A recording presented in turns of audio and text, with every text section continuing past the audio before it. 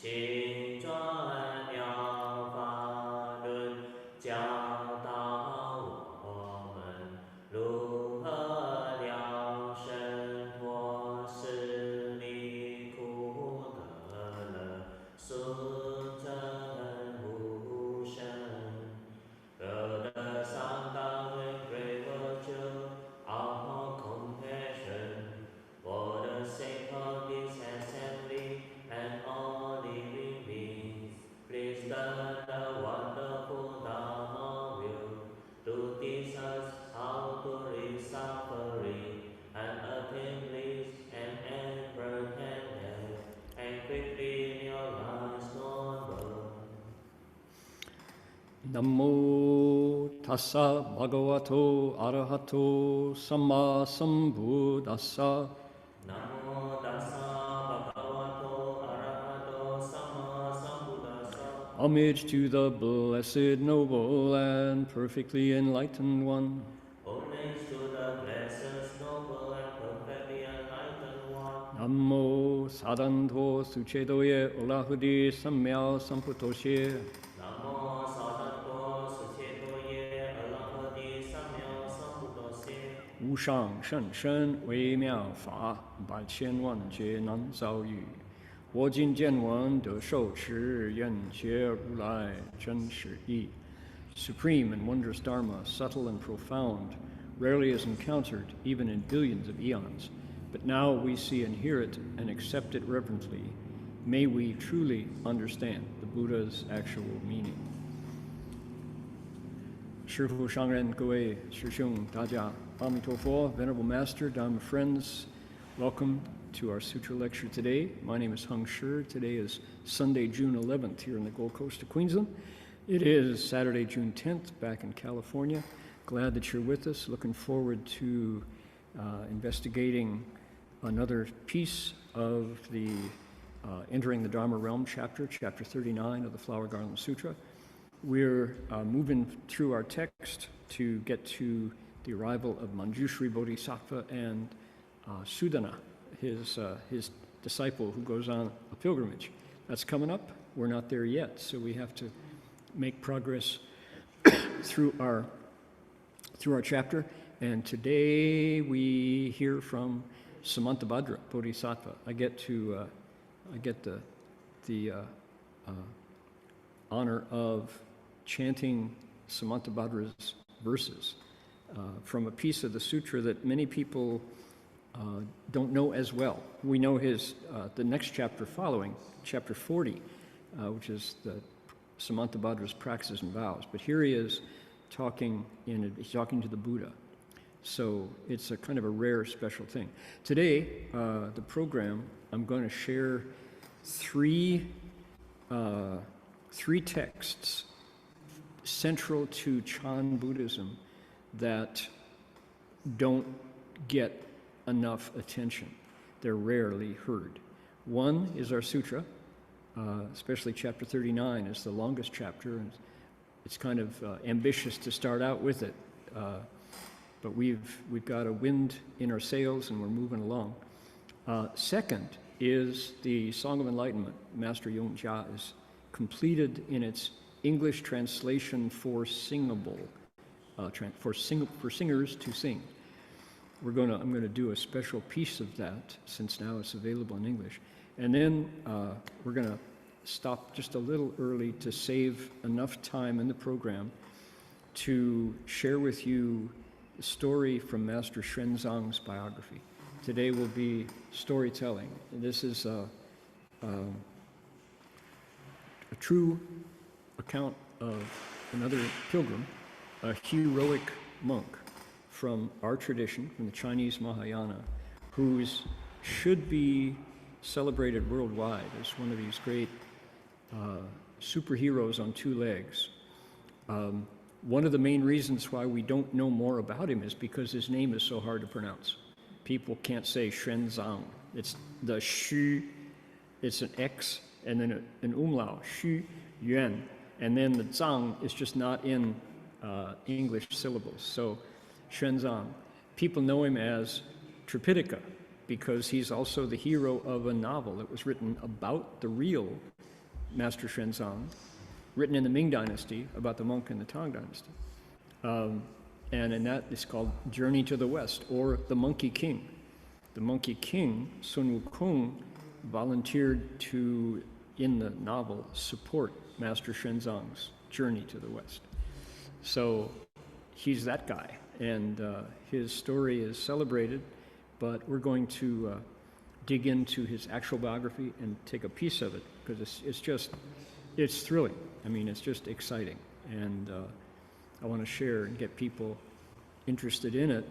And then tomorrow, which is our Monday, California's Sunday, every day or every evening, I do a continuing lecture series where the biography of Master Xuanzang is a regular piece of the program. Today is just a special part because it's the early stage of his journey when he has just left China behind, and the amount of difficulty that he goes through getting on the road is it's symbolic of the rest of his trip, because his entire trip was kind of beyond imagination, how one vegetable-eating monk could make his way to India, over the Taklamakan Desert, over the Pamir Mountains, the Hindu Kush Mountains, through Afghanistan and Bamiyan, down into India, and spend all those years as a student at Nalanda mastering Sanskrit, and then becoming the All India debate champion, which is a big, big deal, inspiring lots of kings and monastics and rulers who he met along the way, including being held up by bandits who he all converted and had them take refuge with Buddhism and give up their nasty ways and become law-abiding citizens. That happened more than once. And then packing up 300 scrolls of Sanskrit Buddhist texts, putting them in a backpack and walking all the way back. Not only that, that was the first half of his life. The second half was translating all those texts that he brought back, converting the emperor of Tang, Tang Xuanzong, who became his disciple, and then founding an entire school of Buddhist thought which posited the eighth consciousness, called consciousness only, the Vijnanavadan school, which revolutionized understanding of psychology. So this is quite a man, and that he was a monk as well. And so we're going to read a little bit of his biography today. So I better get started so we still have time to do that. Okay, here we go.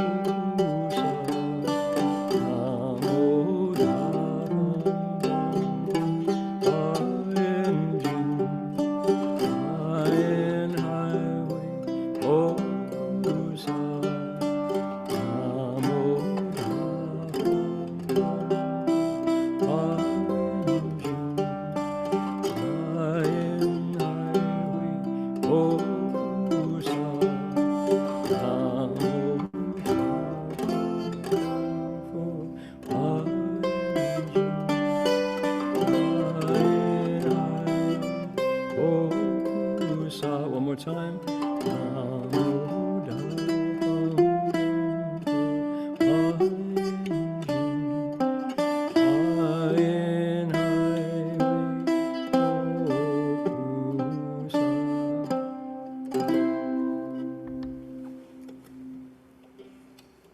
It's a 90-year-old mandola from Kalamazoo, Michigan. The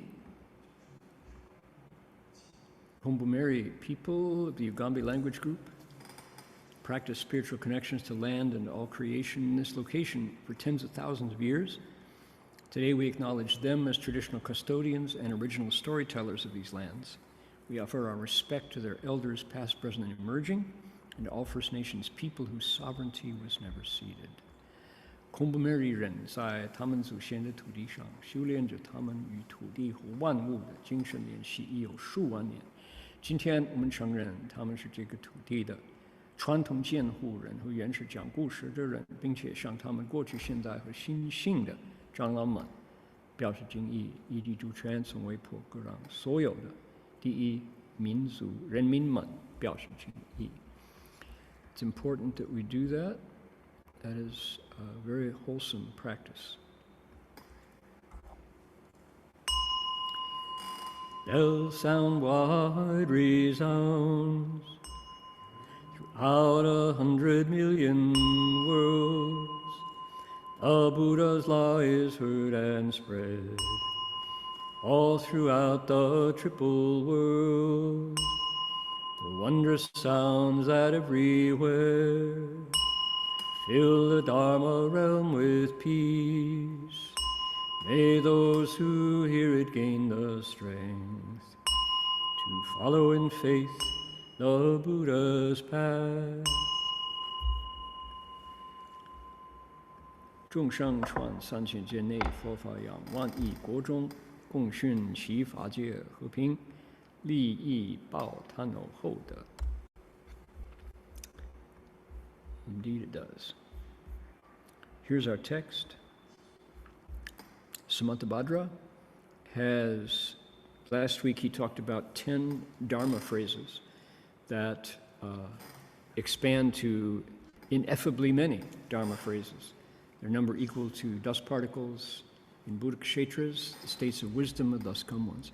So he's now going to talk about those phrases of Dharma. In other words, ways of teaching that connect to people's minds. But he's going to do it in verses. He's going to sing it in stanzas. Okay? Here we go. 尔时普贤菩萨于穷山此意，成佛身力，观察如来，观察众会，观察诸佛南四境界，观察诸佛无边三昧，观察不可思议诸世界海，观察不可思议如幻法智，观察不可思议三世诸佛悉皆平等，观察一切无量无边诸言辞法而说颂言。Then Bodhisattva Samantabhadra, wishing to reiterate this principle and aided by the Buddha's spiritual power, contemplated the thus come one, contemplated the assembly, contemplated the inconceivable states of the Buddhas, contemplated the boundless samadhis of the Buddhas, contemplated the inconceivable oceans of worlds, contemplated the inconceivable wisdom of Dharma that's like an illusion, contemplated the inconceivable level equality of the Buddhas of the three periods of time, and contemplated all the measureless and boundless dharmas of language. Then he chanted the following verses. So, Samantabhadra contemplates, and contemplation is looking with your mind's eye. You're not actually using these eyes, you can see, but you're paying attention to the images. And interestingly, everybody in the world who is kind of online is talking about AI, artificial intelligence, and I've decided that we're going to call it authentic intelligence from now on. Buddha Dharma brings authentic intelligence, or AI. Authentic intelligence allows you to contemplate. I don't think computers, any algorithm, allows the machine to contemplate. And maybe that's one of those places of difference. Right now, Erwin's struggling to find out why computers shouldn't be sentient. And as we, more and more, the predictions these days, maybe this week, the progress of artificial intelligence is so rapid. This week, people are saying, or at least it's come to my ear this week, maybe they've been saying it for some time, they've been saying that probably the number one use of AI is going to be in creating companions. That we are so lonely as a society, as an era, as an age, as we kind of bunch ourselves into our own little silos of knowledge and friends and news and entertainment, that having anybody there who can answer your questions and ask you a question back, which artificial intelligent chatbot companions can do, that this is going to be, that people are much less critical, much less demanding of their companions. We really don't know what the person across the breakfast table is thinking, actually. They may be, kind of nodding their head as we talk about breakfast conversation, but what are they really thinking? So maybe an artificially intelligent chatbot companion is perfectly fine. But people are predicting that's where that's the interface into society that most people are going to want. Not necessarily a website that you can have it retranslate your manuscript. Much better to have somebody say, "Oh, and how long have you been feeling that way, Bob? Tell me more about that, Susan." And maybe this is where society needs to go, who knows. But Samantabhadra Bodhisattva is contemplating. He's using his own inherent wisdom that he's cultivated using the Buddha Dharma from his own consciousness to look at 10 things. What is he looking at? And mind you, he's got the Buddha's spiritual power helping him. So he's been blessed with the Buddha's light and kind of what do we call it? The Chinese is Shanli, his spiritual strength, his spiritual blessing. So the Buddha blesses Samantabhadra and has him speak for the Buddha. And then he contemplates. He looks at the Buddha, he looks at the audience, he looks at the states that the Buddha's been manifesting, been showing here just before he starts to teach. He looks at the samadhis of Buddhas. He looks at the oceans of worlds. So how could his mind be broader? His mind could not be broader. Inconceivable oceans of worlds are now what he's visualizing. Contemplating the inconceivable wisdom of Dharma that's like an illusion. As I was reading it, that sentence stopped me. So, Dharma that's like an illusion. That's a clue. That's a hint. So what's it like when your own meditation and the teachings of the Buddha start to interact? If you could see the Buddha, if you could see Guanyin Bodhisattva, and Manjushri appeared on his elephant, on his lion, what would it be like? Like an illusion.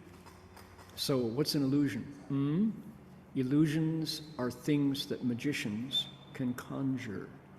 And good magicians appear in the Avatamsaka Sutra. So as long as people have been congregating, making society, as long as human history has been around, one of the things that we like are magicians, magic shows.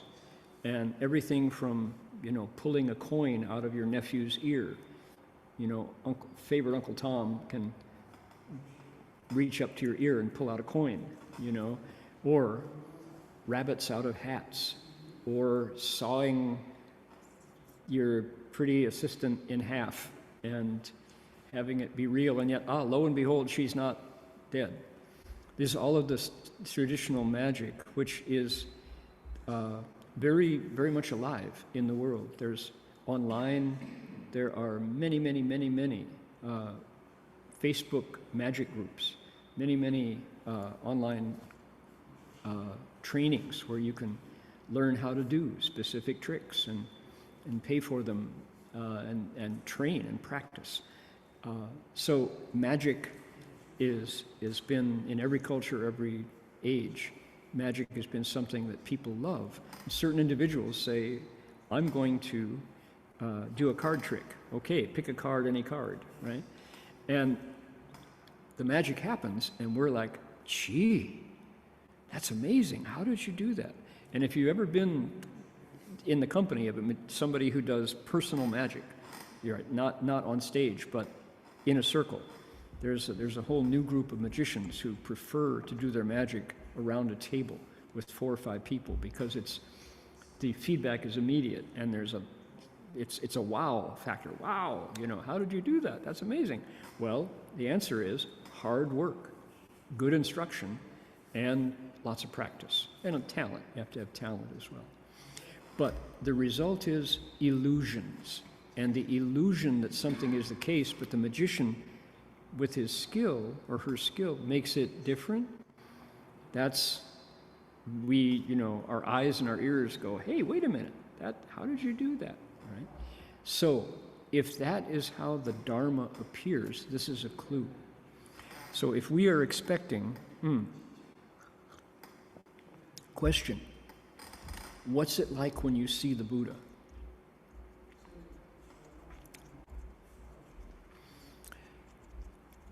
City of 10,000 Buddhas, Amitabha session, 1980, 86 or 87. Master Hua was giving his Dharma talk in the middle of the session. He would come in, Shifu would come in every day and give a talk, or 2. One in the morning, one in the evening. Or one in the afternoon, one in the evening. And he was describing the Nianfo Sanmei, the Buddha recitation samadhi. And he previewed, he said, there are some people who, if they're really sincere, could see the Buddha during this retreat. This week, Fo Qi, the Buddha 7. And we're like, whoa. And so the end of the retreat came last day, and it was the custom at Gold Mountain and City of 10,000 Buddhas that Shifu would say, 谁有什么境界没有啊？可以上来跟大家分享。Anybody have a special state? Some sort of thing happened to you this week? And this laywoman got up and described how she saw Amitabha Buddha in the Buddha hall, just bigger than, said it wasn't space. The Buddha was very large, but it was as if she were looking 1,000,000 miles. So the size of the Buddha depended on your perspective. And she described how the Buddha was all light. His light was just radiating from him and touched her, and she felt better than she had ever felt. It was as if happy acupuncture with one needle made her whole body just suffused with joy. She was describing this, and as she was describing, you realize that this woman had a special state. And Master Hua said, oh, not bad, not bad. So he said, how were you doing? How were you reciting? And she said, I didn't miss a single incense. I didn't miss a single period. I told myself before the retreat began that I was going to stay in the hall and just not miss, not be late, not talk. So I've been reciting. Shifu said, oh, very good, very good. So it's like, So now, the people sitting right beside her couldn't see the Buddha. She saw the Buddha. Was it an illusion? Was she hallucinating? Was she hypnotized? So I think the right answer is go find out for yourself. I don't know. I wasn't there. I was there to hear her story. But here is Samantabhadra saying, contemplating, this is actually a description of him. This is not him saying. Samantabhadra was using his mind to see how the inconceivable wisdom of Dharma manifests as an illusion. So what's an illusion? It's a real illusion.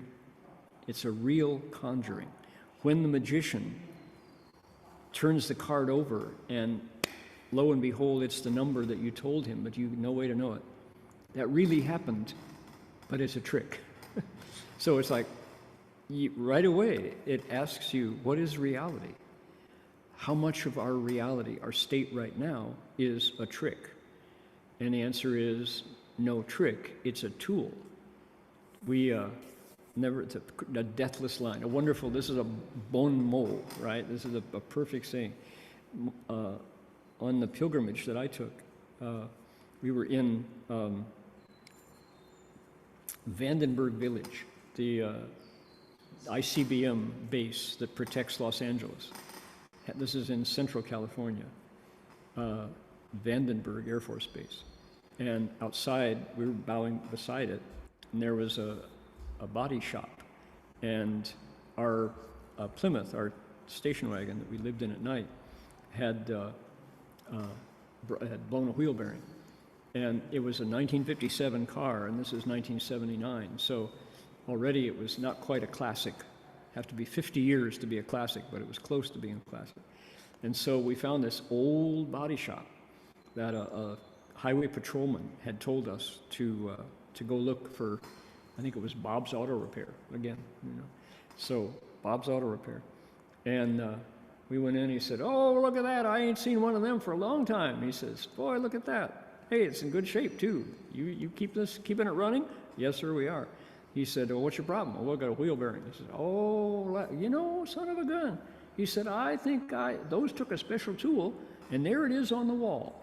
And Bob went over, pulled down a special wheel bearing puller that was used for Plymouth and Chryslers and forget the other Dodges, Plymouths, and Chryslers. And he said, "I'll get you fixed up in no time." So he's got our wheel bearing changed out. And so Marty said, "Boy, so glad. That's a great trick that you had that."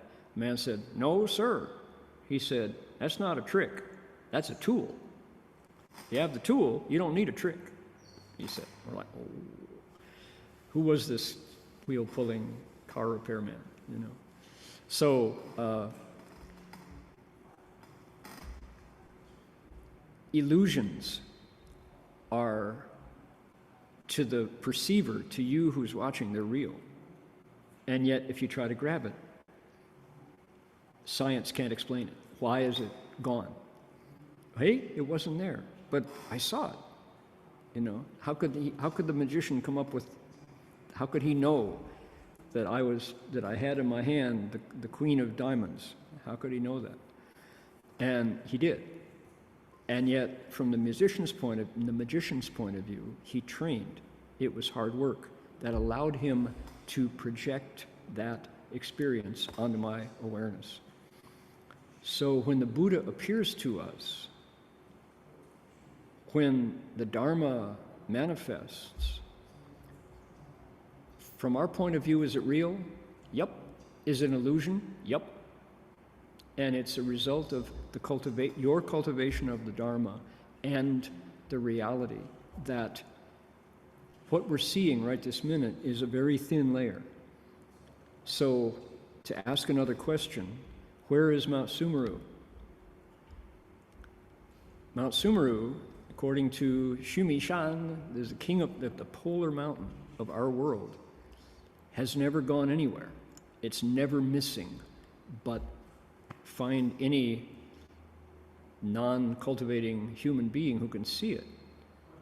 You won't, right? Because we don't, it's behind the veil, you could say, of consciousness.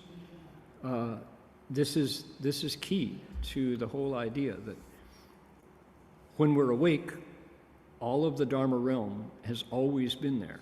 And the Buddha's description of the universe and the way the Dharma realm is created, it's right there. You can see it all. Until that time, it's as if it never existed. So the illusion, once you wake up, the illusions are seen as, oh, 原来如此. Oh, so that's the way it's been all along. Okay. Contemplated the inconceivable level equality of the Buddhas of 3 periods of time. So past Buddhas, present Buddhas, future Buddhas, all awaken to the same mind. There's not 2 minds. There's one mind that we uncover. And this one, this is the key right here for us. Contemplated the measureless and boundless dharmas of language. How cool. One of the reasons that I so much respond to the Avatamsaka Sutra is because it regularly points to language. The Buddha is, for people who translate, for people who poets, for people who appreciate dialect, regional accents, languages that carry in them the flavor of a culture that is so different from ours, and yet the human experience is just one, right? So it's the Avatamsaka Sutra points to it and says, yes, celebrate language, human language. There will be experts who regularly say, oh, the only thing that separates us from the animals is, and I've heard probably half a dozen different things of what makes us different from animals. Clearly, one of those qualities that is different from animals is our ability to talk about the past and to talk about the future. I have been allowed to learn some bird language because I'm surrounded by them all the time. And I watch their behavior and I listen to the sounds they make, and I realize they're definitely communicating in bird language. Okay, so yeah. It's not the case that animals don't have language. Animals don't have human language. Human language gives us an ability to ask questions, an ability to refer to events that have not happened, to sing, I guess the difference would be choice. Human language gives us many more choices. When people who analyze the language of animals, including, fish, animals in the ocean, usually those communications have to do with territory and romance, seeking a mate, threatening. So if you want to defend your territory, animals rarely come into physical contact or physical aggression unless something is really off. Mostly the aggression is to scare each other, to dominate, and to use language to intimidate so that bloodshed can be avoided. Not always. But you posture, okay? And that's a kind of language. That's a reason for having, it's not just physical size, although often it is. I see the birds puff themselves up. But language has all those functions. Human language gives us many more choices. We can say subtle things. We can lie. We can use language to lie, to confuse you by things I say, right? Language, measureless and boundless dharmas of language. So when it comes to, since I had the experience of silence for 6 years and had lots of opportunity to contemplate language and the words that I hadn't been speaking and the words that I had spoken before. And one of the big discoveries of my experience of silence was that probably 80%, 4 out of 5 of the words that I spoke were filler. They were there for reasons other than communicating information. They were social words, oh, really? Oh, no kidding. Oh, and son of a gun, how about that? By golly, no joke, huh? Whoa, right? On endless, all of the, and because I poked around in Japanese language, I began to appreciate in Japan, maybe it's 85%. Japan has non-word communication fillers like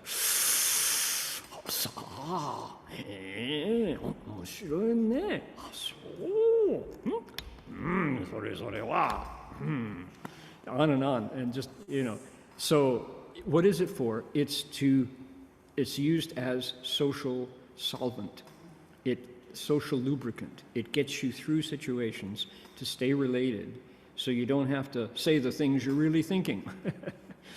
It allows you to keep your relationships on an even keel and avoid conflict. And that's important when you have people jammed in together, living on a small island or, in a small house. Or people who are bound together because they're all in the military, or because they're in the monastery, or because you're married to somebody who you stopped relating to, 12 years ago, but you still have to stay married. So you,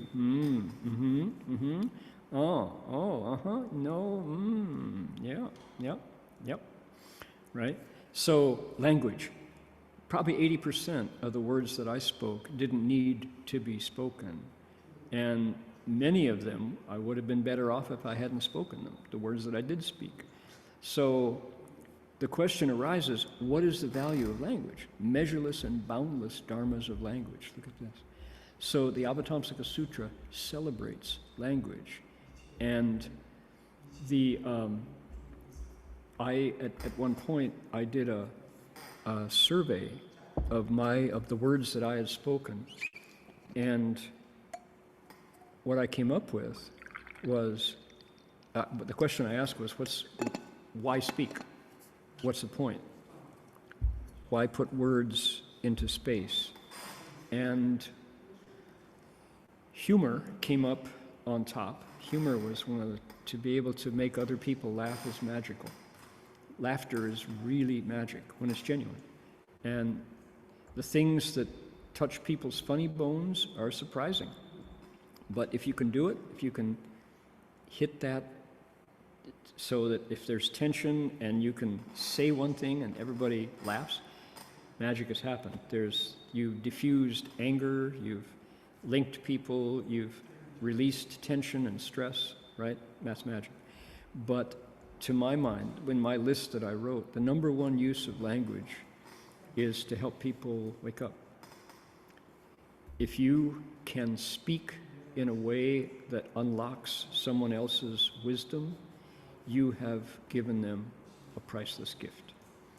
So another one, they say 3 kinds of giving, 3 qualities of giving. One is giving material goods, one is giving Dharma, and one is giving courage. So the ability to use words in a time of crisis to help someone go through that crisis without destruction, without panic, without trauma, is a huge gift. And we can do that with language. I see how fundamental that is. Mother birds will make comforting sounds for new chicks, to encourage them, to teach them as the chicks are in mother's long, tall bird legs, and the little babies are down below, little puffballs, and the mother will encourage them. And as the babies grow, that sound is unique to their mom. And we see, what was the incredible documentary about the penguins in the South Pole? They're suddenly, I didn't do any homework on this, but there's a special kind of penguin that in the right season, because it's so cold for so much of the year, all of the babies come out at once, and there will be a flock of 200 adult penguins, and so that's 100 pairs, and there will be 100 little babies. And the babies have to get to the water before, I don't have my details, but anyway, the chicks get separated from their mothers, and the parents look identical, and the chicks look identical, but they never miss identifying the right mother and the right baby by the sound. And just the marvel of how the little penguin chick can recognize their parents. Just, that's magic, right? Language, the power of language. So, of the three kinds of giving, they say the giving of Dharma is the highest. So if I can say a word that when you hear it, it just goes, oh, click, I never thought of it that way. That makes sense. Oh, huh. Well, if that's true, then this must be true too, right? And it just, that's the power of language. And does it make up for all the dirty jokes that you've spoken? Does it make up for all the lies you've spoken? Does it make up for all the frivolous speech that makes people move their minds in dissolute ways, so their mind scatters? All of the profanity that I've spoken, does it make up for it? I guess everyone has to answer that question for themselves. But among the 10 good deeds that the Buddha said humans can do, 4 out of 10 are done with the voice and with the tongue and with speech. 3 are done with the body, 3 are done with the mind. 3 evil deeds done with the body, 3 evil deeds done with the mind, 4 done with the mouth. So how powerful is speech, and what a wonderful thing it can be if we can use language to help each other wake up. And many times, just the best thing to say at the moment, nothing. The power of silence to save situations. Amen. All right. Let's see. Here we go. Get to sing Samantabhadra.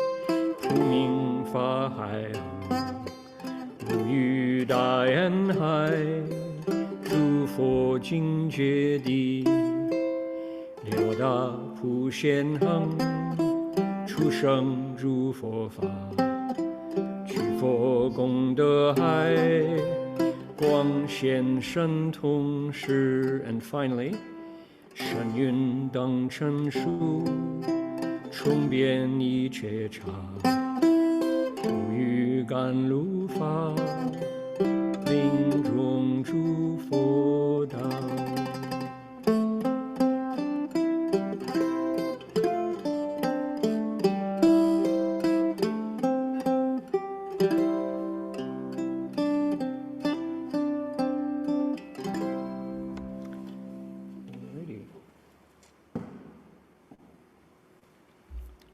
And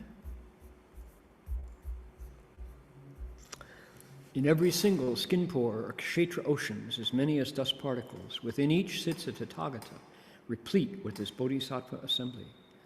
In every single skin pore are measureless kshetra oceans. The Buddha on his Bodhi throne pervades the Dharma realm. In every single skin pore are Buddhas as many as dust particles and kshetras. Bodhisattva assemblies circumambulate to speak of Samantabhadra's practices. The Buddha, seated in one country, pervades the realms of the 10 directions. Measureless clouds of bodhisattvas have come and gathered here. Throughout millions of kshetras, numerous as dust particles, are the bodhisattvas' ocean of excellent virtues. They arise from these assemblies and fill the realms of the 10 directions. They abide in Samantabhadra's practices and navigate the ocean-wide Dharma realm, universally manifesting all Buddha lands and uniformly entering all Buddha assemblies. Seated peacefully in all sacred places, they listen to Dharma. Within every country, they cultivate such practices for millions of eons. The bodhisattvas cultivate practices that universally brighten the ocean of dharmas. They enter the ocean of vows and abide at the levels of the Buddha's states. They understand Samantabhadra's practices and bring into being all Buddha dharmas. Replete with the Buddha's ocean of excellent virtues, they expansively display spiritual powers. Their bodies, like clouds, as many as dust particles, pervade all lands. They rain down the Dharma of sweet dew and bring beings to abide in the Buddha's way. All right. So let me set the stage again to give a context to this. So this is section 2 of the opening of chapter 39. And section 1 was all about setting the stage. We're still in the stage setting portion, but there's a pattern that's repeated here. So the Buddha says, going to lecture, going to explain Sudana's pilgrimage, and the word goes out, and from all 10 directions, the crowds assemble. They talk about it, Yunlaiji, like clouds of bodhisattvas flying in from all directions. And they make offerings, they make a seat in each of the 10 directions with their group, big numbers of people all together, bodhisattvas. They sit down, and then, one by one, they all come and make praises. They all sing to the Buddha and to each other. And so then that's over. And now the second step, Samantabhadra is the, he's one of the hosts of the gathering, and he's also the last teacher of this chapter. So he starts at the beginning, and he starts at the end. Manjushri does the same. Manjushri initiates Sudana and also gives him a blessing at the very end. So Samantabhadra, what does he choose? It's his turn to come out in the middle and with his palms together, because they all pay respects to the Buddha. He talks about Bodhisattva's assemblies. What's it like? And the scope. So he's setting the stage. He's really setting the scene for the chapter to begin, for the teachings. And when Samantabhadra does it for you, you just know it's done right. And he's He's a tour guide. We're also involved in translating chapter 5 of the Avatamsaka. We have a group that meets every week to do this. And it's talking about the creation of worlds. And Samantabhadra, just like a tour guide, when you get on the Gray Line bus and go to see San Francisco, and you got to see the Palace of Fine Arts, and you got to see Ghirardelli Square, and you got to see Fisherman's Wharf, and you got to see the Golden Gate Bridge, and you got to see Chinatown, right? And the bus driver, if he's talented, and they hire good ones, they have a quality microphone, and you're driving through the streets of San Francisco, and he's telling you stories. If you look to the left, you'll see this is the famous Fisherman's Wharf. This is the crookedest street in the world. Here is Coit Tower, right? And so you get to look out to the left and to the right as he tells you about the sights. Samantabhadra does exactly the same in chapter 5 of the Avatamsaka Sutra, chapter 4 and 5 actually. And he describes where worlds come from and what each world is like and where they're located and who is the Buddha there and what are the adornments like? What's the land made of? Is the ground made of gold? Are the trees made of lapis lazuli? Et cetera, et cetera.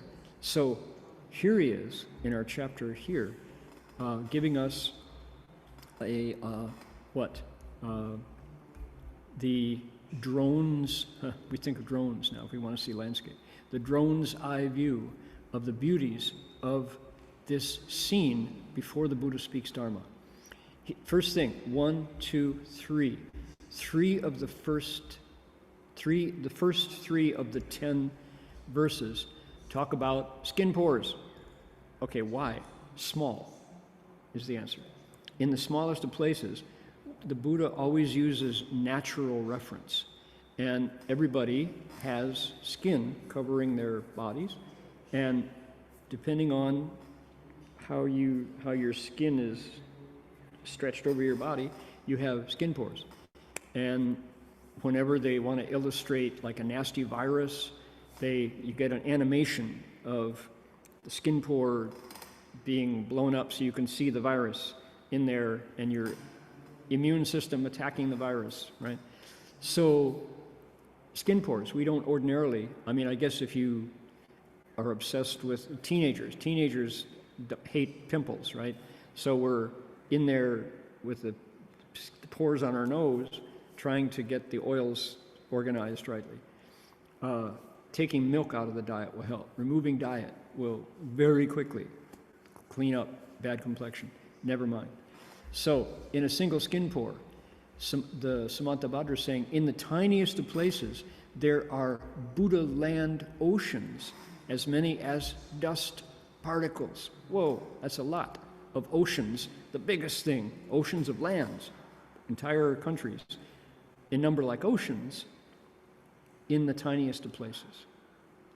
Not only that, there are Buddhas in each of them, and not only that, around the Buddhas are bodhisattvas.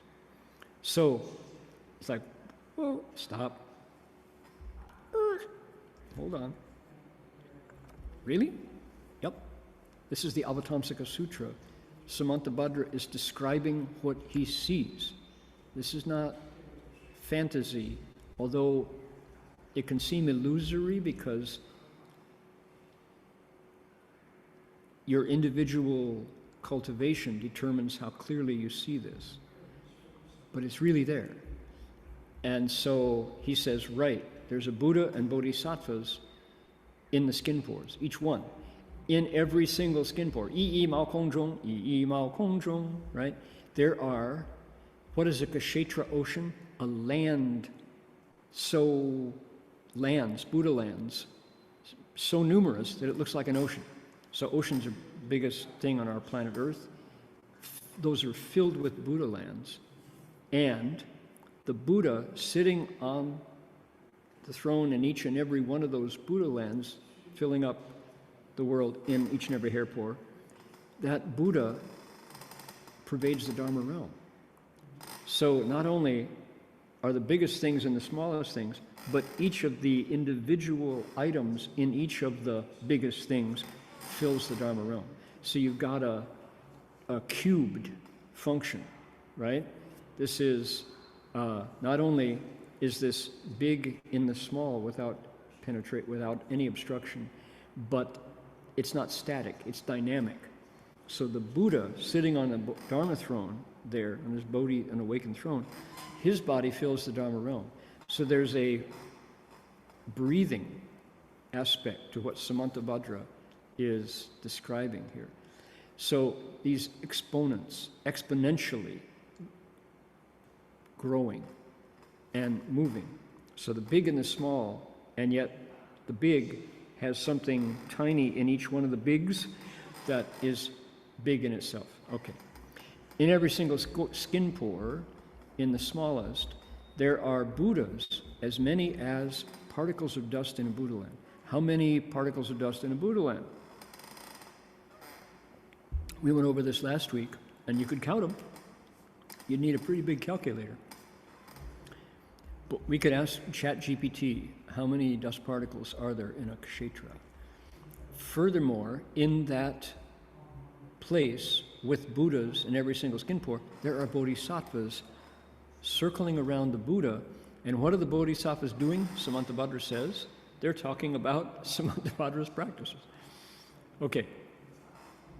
To struggle with this, you say, Samantabhadra's praising practices named after him? Why would he do that? Does that make him narcissistic? No, it's not that. It's that the practices exist independent of any individual bodhisattva named Samantabhadra. This is an important point that we'll make as we go. It's like Samantabhadra is a paradigm. He's a template, almost, you could say.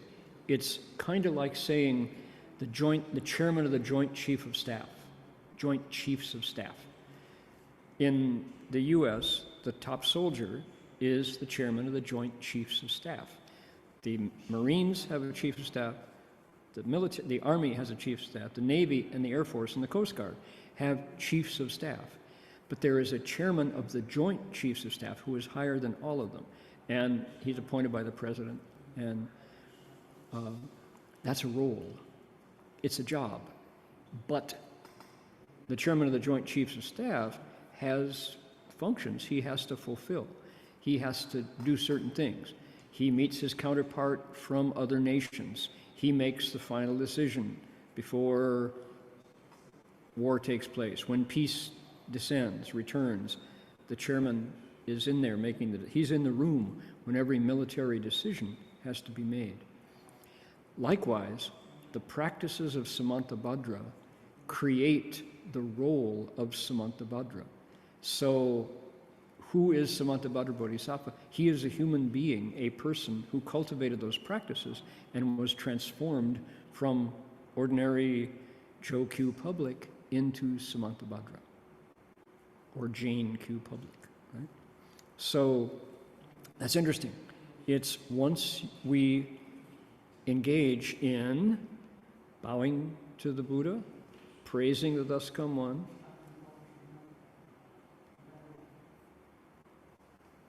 extensively practicing the giving of gifts, of extensive generosity, right?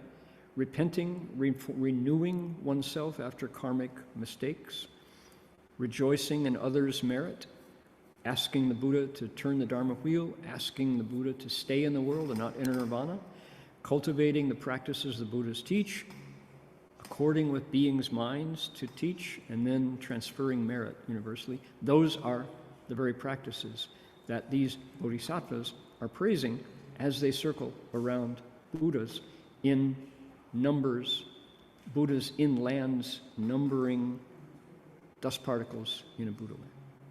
And all that happens in a skin pore, and in every skin pore. You go, my brain, wow, my mind, right? So there you go. There it is, Avatamsaka. The Buddha seated in one country pervades realms everywhere. Furthermore, clouds of bodhisattvas come and gather around him. That's happening in Samantabhadra's assembly right here, and he's saying he's seeing it everywhere throughout the Dharma realm. Throughout millions of Buddha lands, numerous as dust particles, In other sutras, they say numerous as Ganges river sands, right? So here in Australia, we'd say numerous as sandflies in the outback. Something that's not very elegant, but you get the idea. There are bodhisattvas, oceans of virtues that come from them as they gather, and those fill the realms of the 10 directions. What would excellent virtues be? It would be the kindness, radiating off of all these bodhisattvas. They're all there, but they're not struggling. They're not fighting. They're not competing. They're not cheating each other. They're not lying to each other. They're not killing, stealing, or lusting after each other, right? All of the evil deeds they're not doing allows those wholesome qualities to just roll off their natures. They abide in Samantabhadra's practices. I just listed them. Those are 10 wholesome cultivation practices for every day. They navigate the ocean-wide Dharma realm. That is to say, those bodhisattvas can travel. They appear in Buddha lands and join other Dharma assemblies. How nice to meet your old Dharma buddies and to share stories of how contradictory human behavior can be.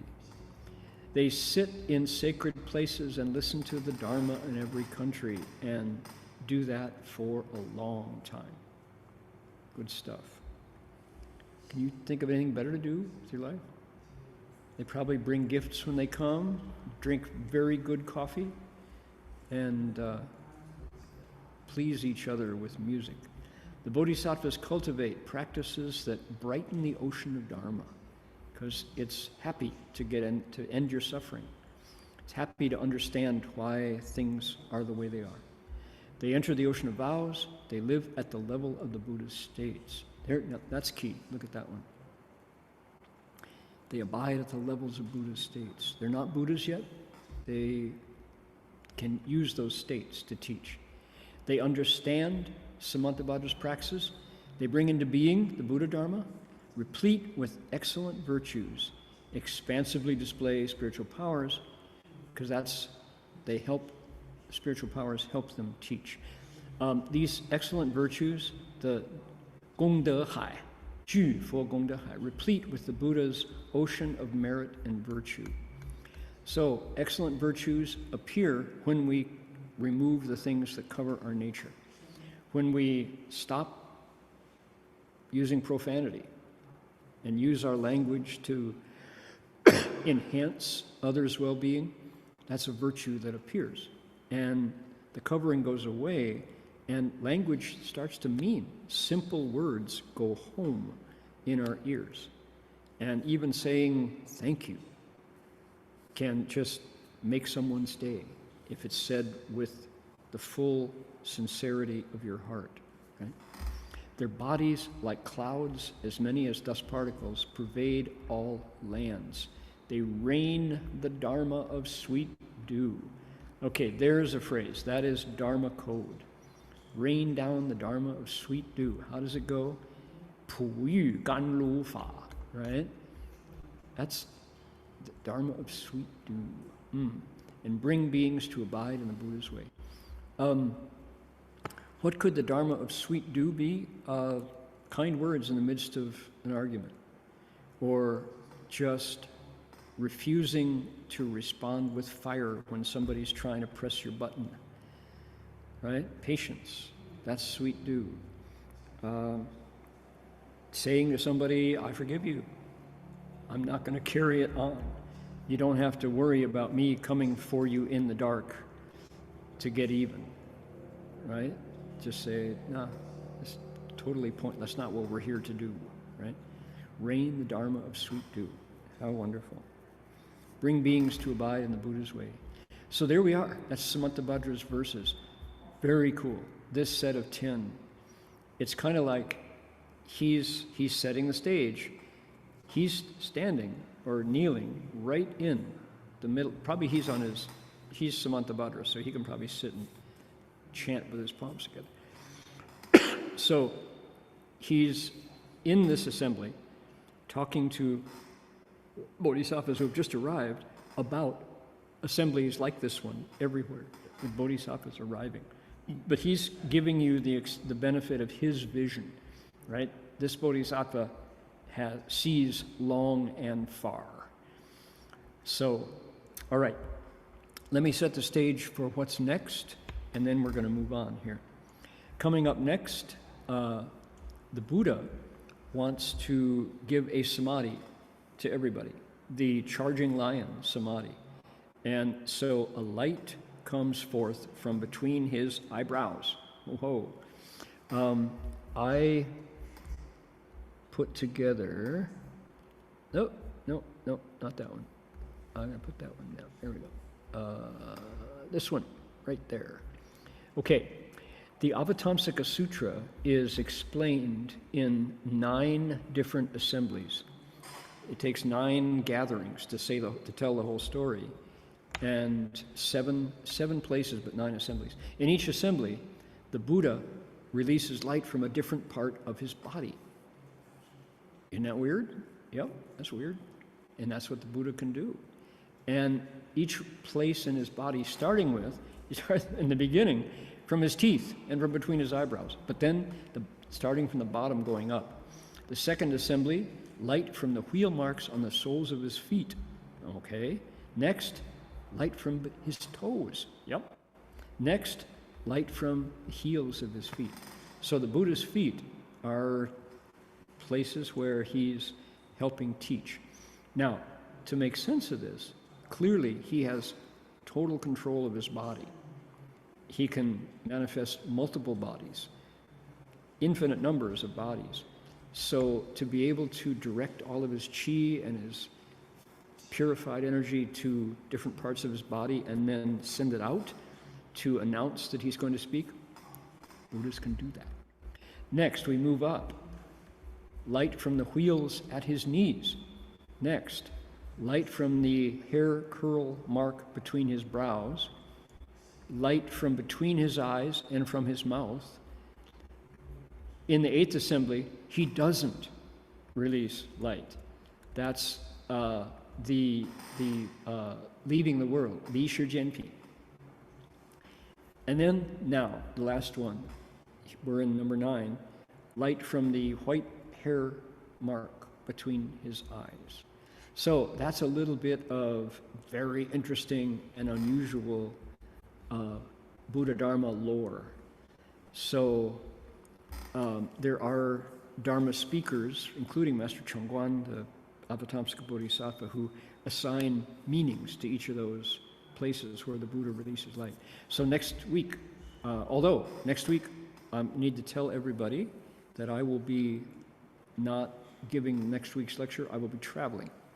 We will have a marvelous Sutra lecture from another Dharma master next week, or maybe a couple Dharma masters. So, but this is coming up. Previews of coming attractions.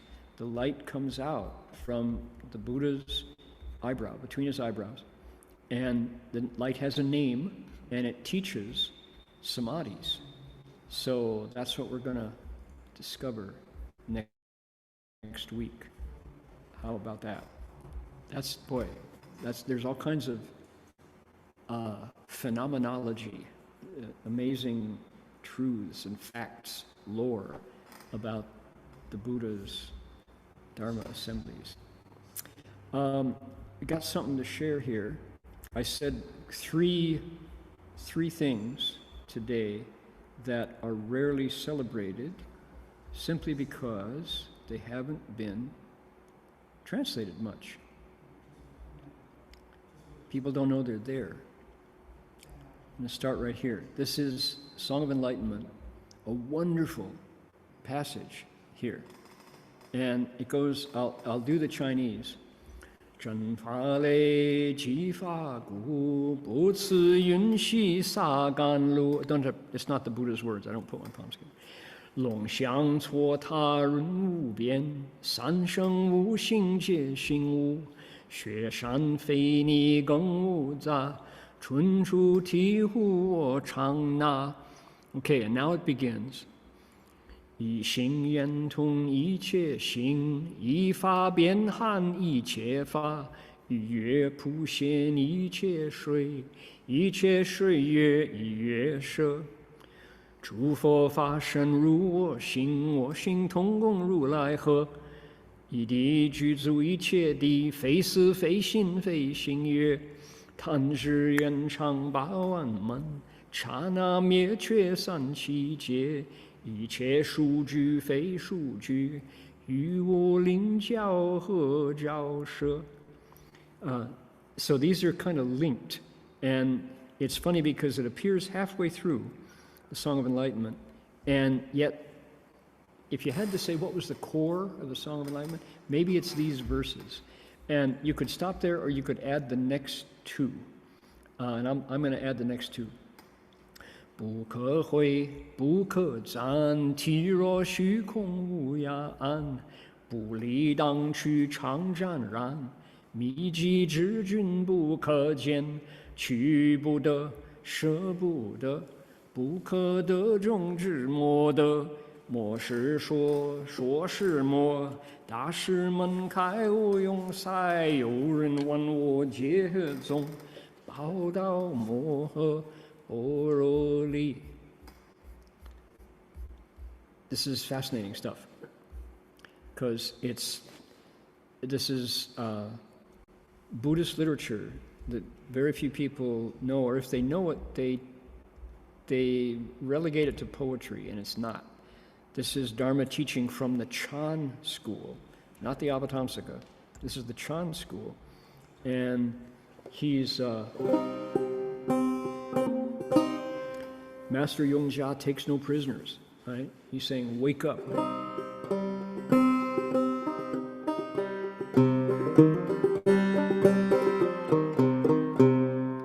Roll the Dharma thunder, beat the Dharma drum. Send the clouds of kindness up, let sweet dews rainfall come. Welcome in the noble ones, nourishment partake. Vehicles 3 and nature's 5, one day are bound to wake. In the snowy mountains, special grass grows lush and pure. Cows that eat it make fine ghee, have a little more. In a single nature is every nature found. In a single Dharma, all Dharmas abound. One single moon reflects in water holders large and small. All reflections gathered back, one moon contains them all.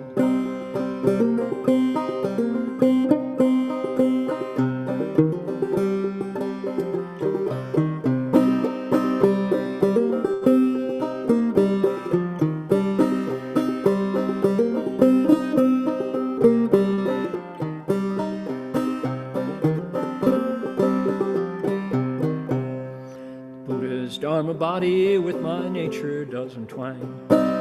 Nature of all thus come ones identical with mine. Complete a single stage, you complete them all. Not form, not mind, not karma, the Tathagata's design. Computer break. In a finger snap, you pass through 80,000 gates. The karma of 3 eons, blink your eyes, evaporates. Count it up, spell it out, those words cannot relate the spiritual awakening that you can cultivate. So I said sometimes we stop here, but this is, if you link the two more, you get what I think is the real heart of this whole piece. Blame it, it's not less. Praise it, it's not more. This body is like empty space. It has no fence, no shore. It's never left this very place. It's always holding still. No matter how you try to see it, friend, you never will. You can't get it.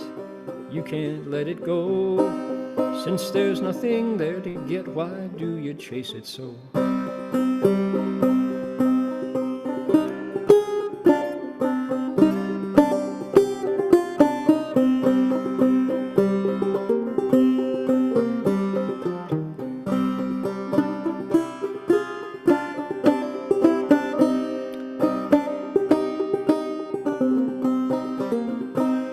When silent, it's still speaking. When speaking, yet it's still. Giving gate is open and the Dharma's flowing now. Someone asked me, Mister, this teaching, what's it called? I said, Power to the Mahaprajna Paramita. Chan School. Who is this? This is the guy who stalked in to the six patriarchs' reception room and challenged him.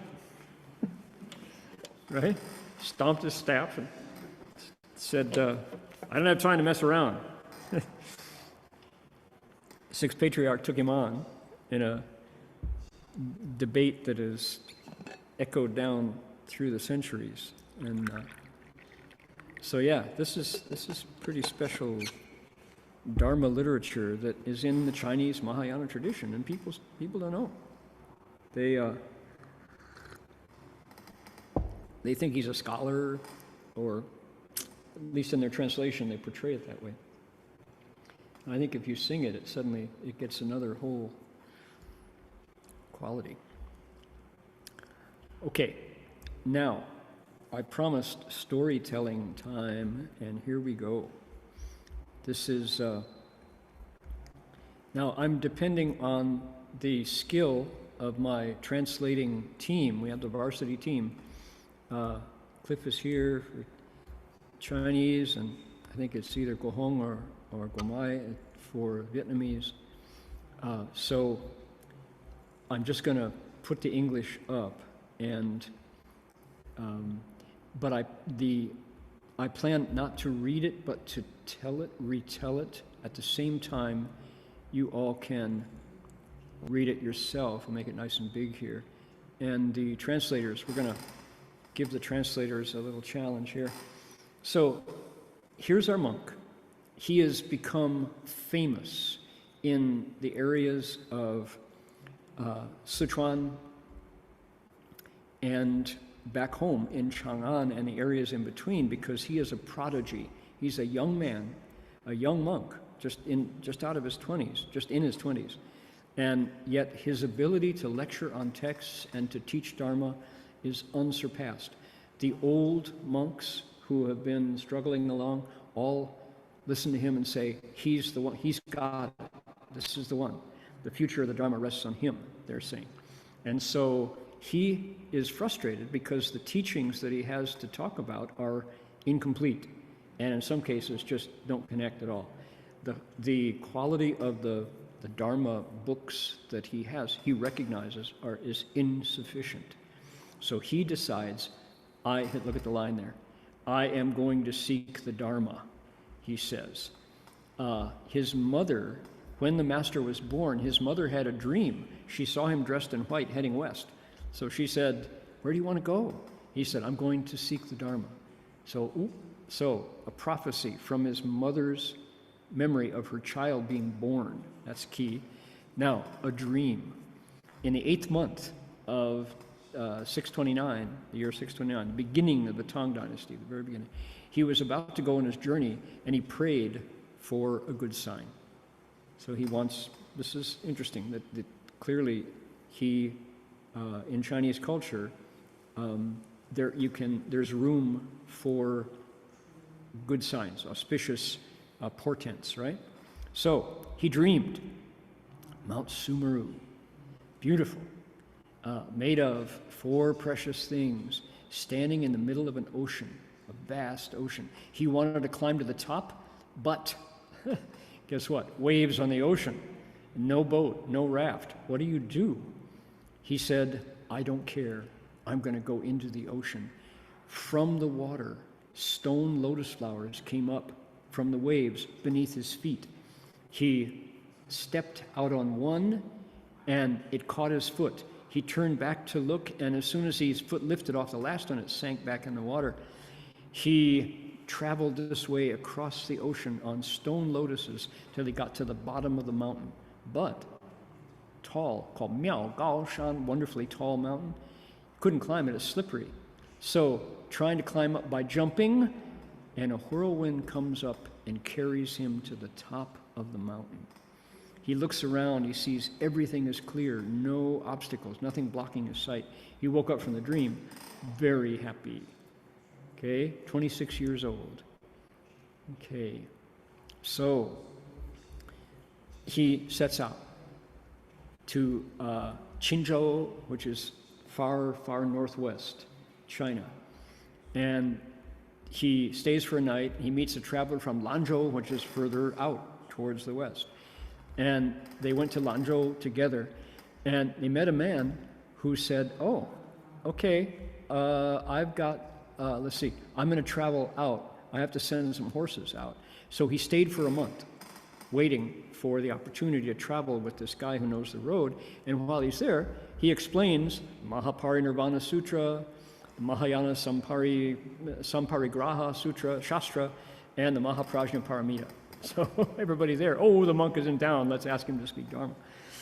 Okay, so Liangzhou is the capital city of the region that is the extent of China, a linking place where Western tribes in various countries located to the east of the Pamir mountain range. Merchants come and go without intermission constantly. This is the Silk Road. In the days when the master was preaching, many of them came to offer him gems and jewels because they know this monk is very special. So they heard him speak Dharma, and then they would go back across the desert in caravans to their countries and tell their rulers that there is this monk in China. He's coming to the west. He wants to seek the Dharma. And so the rulers of these Silk Road countries got ready. They were so thrilled. Oh, a real teacher is coming. Okay, his Dharma session is over. The monk, the guy with the horses, is here. It's time to go. And their abundant, precious alms, gold, silver coins, large number of horses, of quality horses, were given to Master Xuanzang. He said, okay, I'll take half of that, and all the regions, all the monasteries in the regions, you take the rest. Not greedy. Now, what's going on? Politics, geopolitical reality. The regime, the Tang Dynasty, was newly established, and the boundaries of the country are still shaky. People might still make a run at the new emperor, Tang Taizong. So what do? They shut the borders. Common people could not come and go beyond the border of China out to the west. The governor of Liangzhou was very strict. He was a tough guy and a strict governor. So he heard that there was a monk from the capital, from Chang'an, who was going to go to the west. He didn't know why, but he heard the reputation that there was a monk who was traveling west. So the governor comes to ask Master Xuanzang, are you the one? Are you going to go west? Master Xuanzang says, yeah, I'm going for the Dharma. Governor says, go back to Chang'an. You will not pass. Now, why? Well, he's got his orders, and if he disobeys his orders, he can be considered treasonous, right? So he cannot allow Master Xuanzang to travel. Problem. If you're the monk and you got to go, but the man in charge says you cannot, what do? There was a reverend teacher, Hui Wei, leader of the Buddhists in this area. He was brilliantly intelligent, real wisdom. He heard about Master Xuanzang's pilgrimage. He said, go. I respect you so much. I want you to be able to go. So he sends two of his disciples, one called Hui Li and the other called Dao Zheng, to escort him quietly out the passage to the west. So Master Xuanzang didn't dare go in the daylight. They hid in the daytime. They traveled by night. They got to a place called Guazhou, where the governor, the prefect, Du Guda, clearly a foreign name, was pleased to hear the news of the arrival and treated him with hospitality. So at this point, Master Xuanzang is a criminal. He's an outlaw at this point, right? He has defied the edict. The man in charge said, you may not go back to Chang'an. Well, he turns and goes towards India. The master inquired quietly, secretly, about the westbound route. He heard that 50 li to the north was the Hulu River, broad at the lower reaches, narrow at the upper part. The water runs really fast. The water is really deep. You can't take a boat across. Zamaban. Oh, now the reality of the travel is, so politically he's obstructed by the geography, he's obstructed. But at the upper part of the river was the Jade Gate Pass, Yumenguan, the only way for travelers to go. This is the key to the west. If you're going to go west, you have to go through the Yumenguan. Beyond that pass in the northwest, 5 watchtowers set apart, 100 li from each other, with soldiers stationed in each one. No water, no grass between. Beyond the 5 watchtowers, there is the Mohoyen, the Taklamakan Desert, the ocean of sand, the country of Iwu. So now Master Xuanzang is hearing the story about the reality of his journey. He's worried and disturbed, and the horse he was riding died. Oh, not knowing what to do, he sat there pondering what's next. So before he could continue, a warrant came from Liangzhou, from the stiff-necked governor, saying, if you find a monk named Xuanzang, arrest him. He's already a criminal. All the prefects and magistrates throughout the domain take precaution and stop this man, stop this monk. The local prefect was Li Chang, who was a good Buddhist. And he said, are you the one that I've got this document saying I have to arrest you? He showed him the warrant. He said, are you the guy? Are you the monk here? Master Xuanzang didn't want to lie, so he didn't say anything. But if you didn't say anything, you haven't lied, right? Li Chang said, tell me the truth. If you are the one, I will help you, he said. So Master Xuanzang said, yes, I'm going to India to get the sutras. On hearing this, Li Chang praises him. He says, you are unusual. You're really rare. If you're trying to do what you said, I'm going to tear up the warrant. So saying, he tore the warrant to pieces in the presence of the master, but said, go now, as soon as you can. Okay? So, one more piece of this episode. My time is up. Oh man, this is so good. I think in order to respect the time, I'm going to wait here. But I'm going to keep the stories going because I want more people to know about the reality of Master Xuanzang, that he was not simply, this is page 21, we'll continue on page 21. He was not simply Tripitaka, kind of a sidekick to Sun Wukong the monkey. It was not that way. That was fiction based on the real monk. So, ooh, boy, oh boy, oh boy. The drama that happens now involves demons. It involves arrows flying at him, barely missing him. He gets to the 3rd watchtower, and they're shooting at him, right? And he comes out, and turns out that the magistrate, the governor of the garrison, the sergeant in charge, or the major at charge, is a Buddhist, and says, okay, here, take this big water bag, avoid the 5th watchtower because that guy is no good. He said, but if at the 4th watchtower, that's my brother in uniform, and he'll help you. So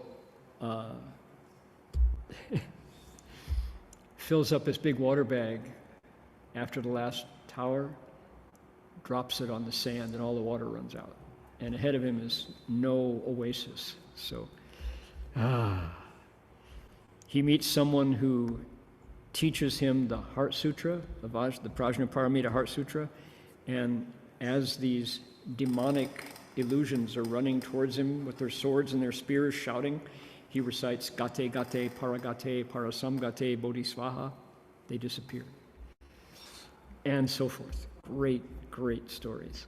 So anyway, please tune in next week and we'll share those stories with you all. Okay, I see Jinchuan sure is here. You gonna tell us about Berkeley Monastery, Jinchuan? Yes, I'm going to fall. Oh. So if you could look at our website, we have a number of items that we definitely want to announce to people. Could you reload your page, Dharma Master? I think maybe you have the old. Just Okay. refresh. Yeah. Should have the bathing Buddha on top. So tomorrow we have a very special event, Vesak or Shakyamuni Buddha's birthday. We're celebrating a little bit late this year because we didn't want to collide with other events. But we'll be actually doing it in person and also online. Tomorrow, Sunday, June 11th, from 3 to 4 p.m. Pacific time, people can join in person, come to Berkeley Buddhist Monastery with your family and friends, or join us online. And you can register there. That you see it says register here. You can just show up if you wish, but if you register, then we'll kind of have a little bit of a sense of the numbers of people. I know that many of the lay people have been coming this last week, actually preparing everything, very excited. And I'm not sure if I could say, but actually, there's a kind of a special gift at the end. People who come will actually get a sandwich. Get a sandwich. They'll get a Vietnamese sandwich. Please don't tell anyone. Yeah, please don't tell anyone. But if you come in person, you'll get a Vietnamese sandwich. A Vietnamese sandwich. Wow. Which are made by some very skillful Vietnamamese sandwich makers. Yeah, they really wanted to make everyone happy. So What are those called in Vietnamese? Bun something, right? They have a name. Those are really popular. really, oh really? Yeah, they're people's favorite. So, but people are welcome to join. You'll see there's a recitation sheet there for what we'll be chanting on the webpage for those online. But those who come in person will have it available for people. Okay, so that's tomorrow. I don't know if you wish you want to add anything to that. It's okay. Yeah. Yeah. Okay. And then the next event on the list is you'll see we have a Summer Music Academy at DRBU. So this is the first time we're doing a program like this. It'll be at Sudna Center, and it's a chance to learn guitar with Alec DeGrassi, right? And then a saxophone player, Wim Bull, who is very skilled, and also a pianist. And it's a chance to, say, reflect on how can music also be used for, in a sense, training our concentration and kind of tuning our hearts. Kind of another means of kind of cultivating another side of our nature. And so it's a really beautiful campus. If people haven't been to Sudna Center, and I know the DRB community putting it together are really excited and want to support people. I believe there's also scholarships for it. It's kind of being done, you could say, fairly professionally. So there's a cost, but people who aren't able to pay the cost, I'm sure people will try to support in any way for people to join. Great. So this is the first time. This is the inaugural offering for this event. Yeah. So then if you go down, we have Buddha Farm, July 22nd to 29th in Reedsport, Oregon, in the kind of pristine Oregon forest, and probably the best time of the year when it's not raining and the forest is lush and alive. And we're going to be reciting Guanyin Bodhisattva's name. And Reverend Shi will be there kind of leading the retreat, giving talks. I'm sure sharing songs and music. And Dharma has quite a few Guanyin Bodhisattva songs, so this would be a perfect time to share those.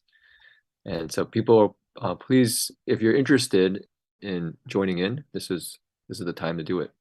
I think there's still something like 10 to 15 spots. So for those really interested, it's a good time to sign up. Okay. That's the Avatamsaka lecture. And right now it's online, but for those who are in the Bay Area, Reverend Shi will be back, I think, June 18th. And then the Saturday night lectures from then on will be in person. So and next week, we're going to need some volunteers. Oh, hint. hint. I will be traveling. So. Yep, we'll talk about that. Okay. Yeah. Okay. Then BBM online morning and evening ceremonies are back. Well, still, I think they're on online because we have still a retreat coming up. So we will begin it right after the next retreat, the June 25th. So people who want to join in the online ceremonies, you have to wait maybe 2 more weeks, but you can still, we have all the recordings there for people to follow if they wish. Okay, great. Yeah. That's good. I think the Abhayagiri monks are still coming on first Tuesdays. So if you're interested, please come. Okay. And the rest of our classes are on summer break. Great. Yeah. Okay, so that sounds good. Lot of stuff happening. So tomorrow's his birthday at BBM. It's really true that in the Bay Area you can celebrate the Buddha's birthday all month. You go to half a dozen different events. So, okay, thank you so much for that, and we will now dedicate merit. And please make a wish. Use your mind like a enlightened cell phone tower to send out goodness.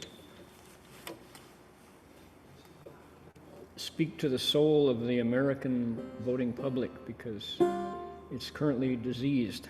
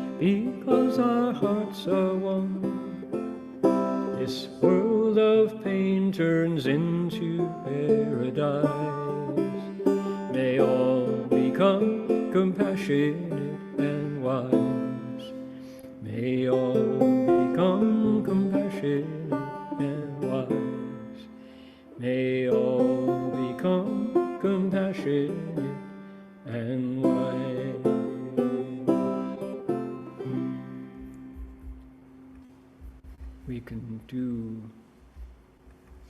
bows to the Buddha. Welcome to join me here. First bow. Second bow. And third bow. Bow in respect to the Venerable Master.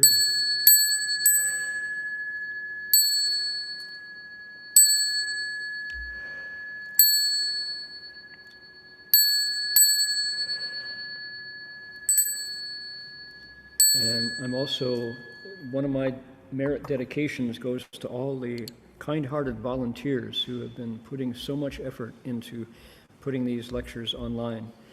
Here in Australia and in California and around the world, much gratitude. Gong Dao Bu Liang, Amitofo. See you all next week. See you in 2 weeks.